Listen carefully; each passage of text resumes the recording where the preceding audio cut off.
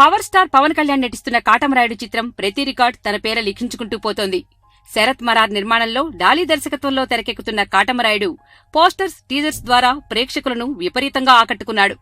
అంతటితో ఆగకుండా teaser views 7 million mark దాటిన తొలి చిత్రంగా కాటమరాయుడు నిలిచింది. ఇక శుక్రవారం విడుదల చేసిన టైటిల్ సాంగ్ మిర్రా మిర్రా మీసం సోషల్ మీడియాలో సందడి చేసింది. దీంతో కొన్ని గంటల్లోనే ఈ పాట వరల్డ్ వైడ్ టాప్ 10 ట్రెండ్స్లో ఒకటిగా నిలిచింది.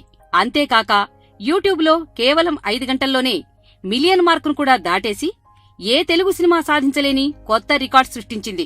కబాలీ రికార్డ్ సైతం కాటమరాయుడు ముందు నిలవలేకపోయింది. అలాగే ఈ పాటకు 1,36,00,000 లైక్స్ దక్కడం కూడా మరో విశేషం.